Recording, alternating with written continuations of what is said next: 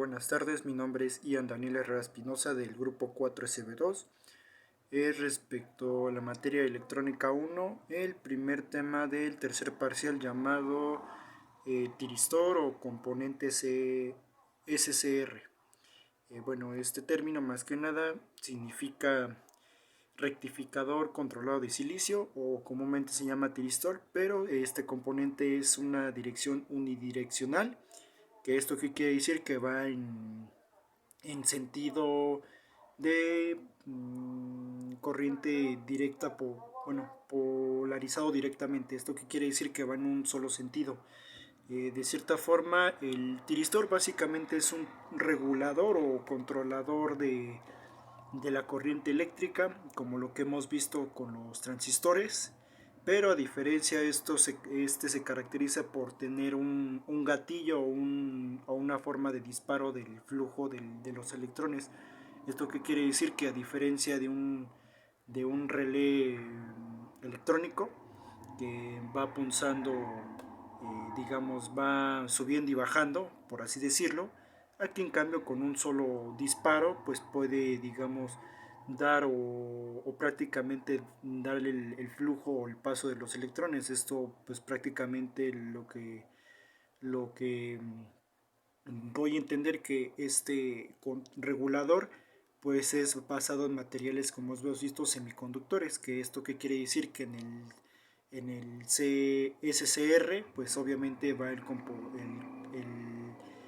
elemento llamado el silicio, que es un semiconductor, y como ya lo hemos visto, este regulador pues va conformado por pues material NPNPN o NPNP, que es prácticamente la unión de estos materiales, digamos, bueno, conformado por estos materiales que a su vez van conjunto al material del silicio.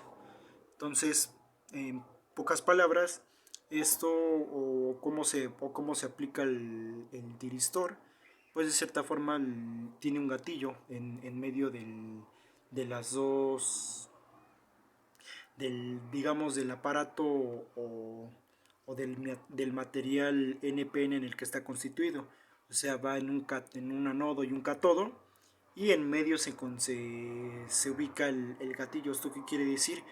Gatillo precisamente porque cuando se le aplica un pequeño flujo de corriente de voltios, digamos el coma 6, perdón, aquí ya de cierta forma va conduciendo o va impulsando el flujo de los electrones. Entonces esto pues obviamente una de las ventajas que tiene es que pues nos permite, digamos, tener un regulador o controlar más que nada el flujo de los electrones cuando son corrientes altísimas.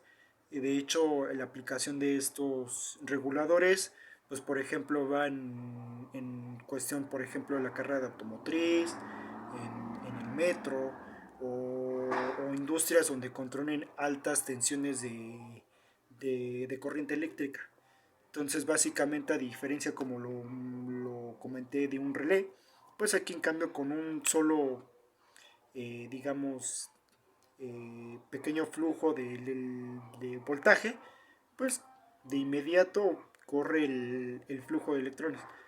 Haga de cuenta que pues cuando se encuentra abierto el